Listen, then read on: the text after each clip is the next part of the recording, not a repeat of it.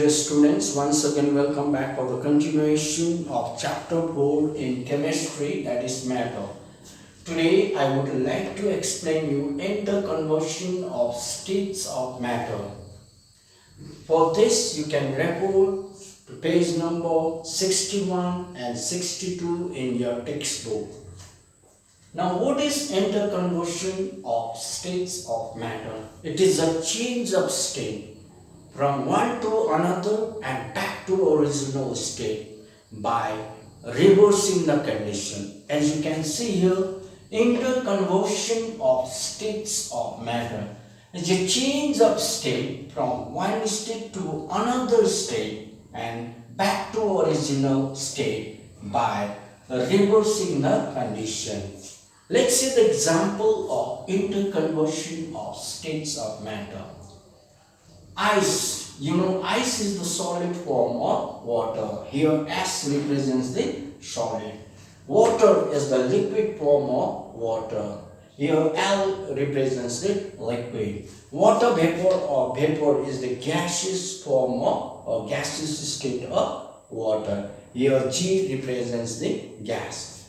When ice is heated, it melts and changes into water, which is a liquid state of water. On further heating, this water changes into water vapor or vapor, which is the gaseous state of water. On reversing this condition, on cooling, this vapor changes into water, which is the liquid state of water. On further cooling, this water changes into ice, which is the solid state of water.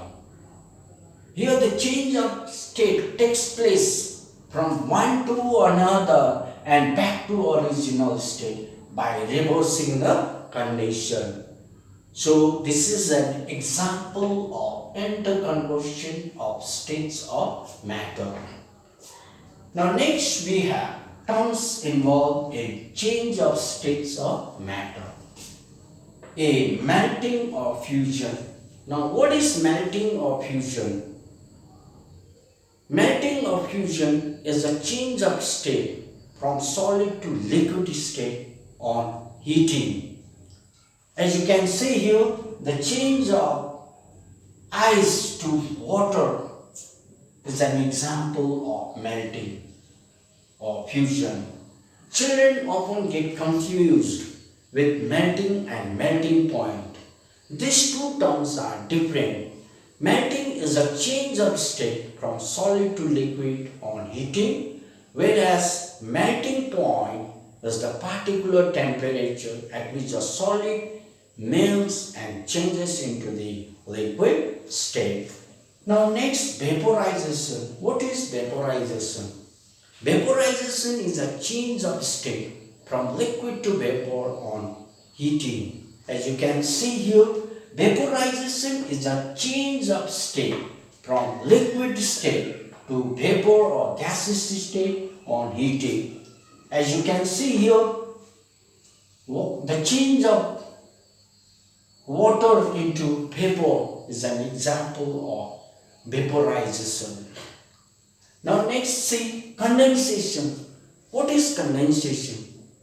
Condensation is a change of state from gaseous or vapor state to liquid state on cooling. As you can see here, the change of condensation is a change of state from gaseous state to liquid state on cooling. Here example here, when vapor is cooled, it changes into water, which is an example of condensation. Now next, D, solidification or freezing. What is solidification or freezing? It is a change of state from liquid to solid on cooling. As you can see here, solidification or freezing is a change of state from liquid state to solid state on cooling. As you can see the example here, the change of water into ice on cooling is an example of solidification or freezing. Here freezing and freezing point, these two terms are different. Freezing is the change of state from liquid to solid on cooling, whereas freezing point is the particular temperature at which the liquid changes into solid. Now last one is sublimation. Now what is sublimation? Sublimation is a process in which a solid directly changes into gases or vapor state without going into the liquid state on heating.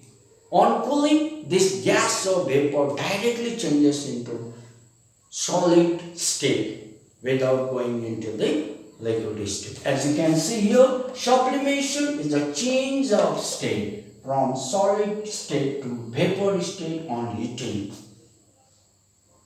Like ammonium chloride, iodine, naphthalene balls, etc. These are the examples of sublimable substances.